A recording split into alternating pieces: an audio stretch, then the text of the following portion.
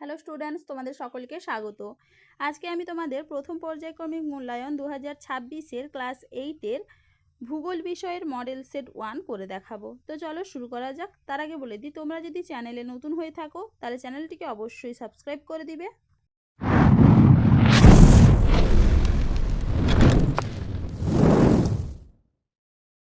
চলো প্রথমে দেখে নিই একের দাগে। সঠিক উত্তরটি নির্বাচন করে লেখো। ভূগর্ভে গ্যাস ও বাষ্প মিশ্রিত তরল পদার্থকে বলে অপশন সি ম্যাগমা।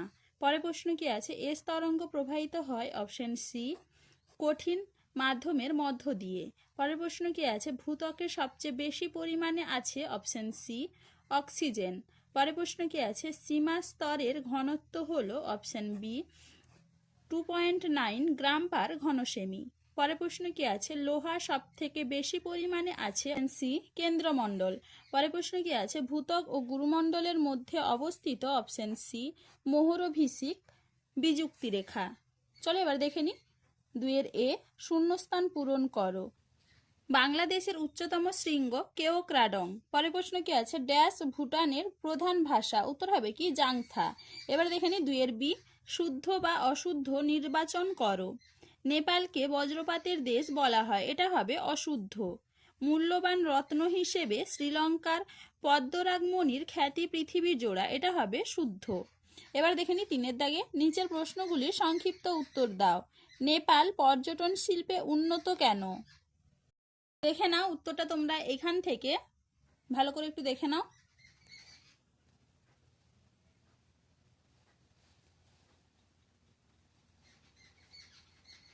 এইটুকু লিখবে। চলো এবার পরের প্রশ্ন কি আছে? সার্ক সম্বন্ধে সংক্ষিপ্ত বিবরণ দাও। দেখে নাও উত্তরটা তোমরা এইখান থেকে এইটুকু লিখবে। এবার পরের প্রশ্ন কি আছে? মায়ানমার থেকে ভারতের আমদানিকৃত দ্রব্যগুলির নাম লেখো। দেখে নাও মায়ানমার থেকে ভারত কি কি দ্রব্য আমদানি করে। মায়ানমার থেকে ভারত সেগুন ও শাল, কাঠ, টিন, রূপা, টাংস্টেন, মূল্যবান পাথর প্রভৃতি আমদানি করে। এবারে পরের প্রশ্ন কি আছে? প্রতিবেশী দেশগুলির কোনটি ভারতের কোন দিকে রয়েছে লেখো। দেখে নাও উত্তরটা তোমরা। ভারতের উত্তর দিকে রয়েছে চীন, নেপাল ও ভুটান। উত্তর পশ্চিম দিকে আছে আফগানিস্তান ও পাকিস্তান। দক্ষিণে রয়েছে শ্রীলঙ্কা ও মালদ্বীপ এবং পূর্বে আছে বাংলাদেশ, মায়ানমার। এবার দেখিনি 4-এর দাগে। নিচের প্রশ্নগুলি সংক্ষিপ্ত ব্যাখ্যামূলক উত্তর দাও। অপসারী পাতসীমানাকে কেন গঠনকারী পাতসীমানা বলা হয়? দেখে নাও উত্তরটা তোমরা এইখান থেকে এইটুকু লিখবে।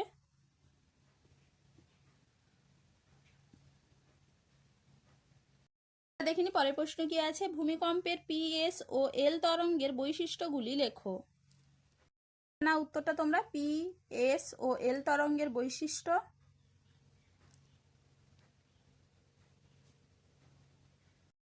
চলো এবারে পরের প্রশ্ন কি আছে? প্রশান্ত মহাসাগরীয় আগ্নেয় মেখলা টিকা লেখো। দেখে নাও উত্তরটা তোমরা এইখান থেকে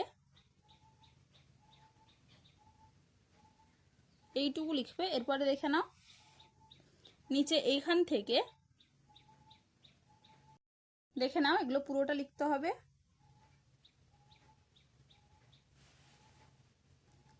এইটুকু লিখবে। পরের প্রশ্ন কি আছে? সক্রিয়তার ভিত্তিতে আগ্নেয়গিরি কয় প্রকার ও কি কি? প্রত্যেক প্রকারের সংজ্ঞা লেখো ও একটি করে উদাহরণ দাও। দেখে নাও উত্তরটা তোমরা এইখান থেকে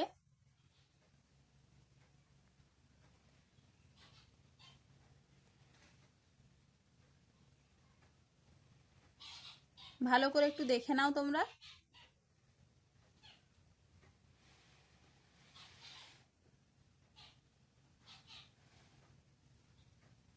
এইটুকু লিখবে। এরপরে দেখে নাও এপাশে এইখান থেকে এইটুকু লিখবে। এবারে দেখিনি 5-এর দাগে। নিচের প্রশ্নগুলির উত্তর দাও। প্রাথমিক শিলা কাকে বলে? উদাহরণ সহ আগ্নেয় শিলার শ্রেণীবিভাগ করো। দেখে নাও উত্তরটা তোমরা এইখান থেকে।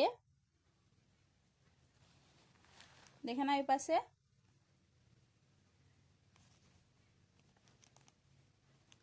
এইটুকু লিখবে। এরপরে দেখে নাও আগ্নেয় শিলার শ্রেণীবিভাগ এখান থেকে এইটুকু লিখবে। পরে প্রশ্ন কি আছে? রূপান্তরিত শিলা ও পাললিক শিলার বৈশিষ্ট্যগুলি লেখো। নাও রূপান্তরিত শিলা ও পাললিক শিলার বৈশিষ্ট্য ভালো করে একটু দেখে নাও তোমরা। এখানে যদি তোমাদের কোনো প্রশ্নে বুঝতে কোনো অসুবিধা হচ্ছে তাহলে আমাকে কমেন্ট করে অবশ্যই জানাবে। পরের প্রশ্ন কি আছে? শিলাচক্র চিত্রের মাধ্যমে ব্যাখ্যা করো। নাও শিলাচক্র চিত্র।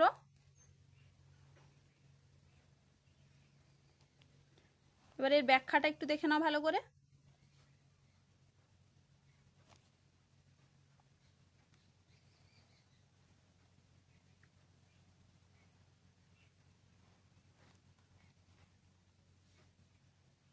প্রশ্ন কি আছে? পাললিক শিলা কাকে বলে? এই শিলার উদাহরণ সহ শ্রেণীবিভাগ করো। নাও পাললিক শিলা কাকে বলে এখান থেকে এইটুকু।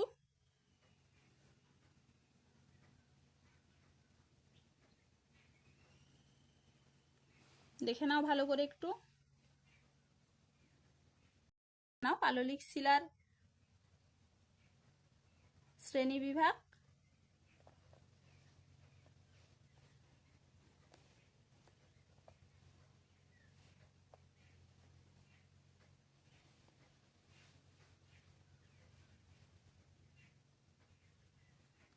এইটুকু লিখবে। তো চলো আজকে এইটুকুই, দেখা হচ্ছে পরের ভিডিওতে। ভিডিওটি ভালো লাগলে লাইক করে দিবে এবং চ্যানেলটিকে অবশ্যই সাবস্ক্রাইব করে দিবে।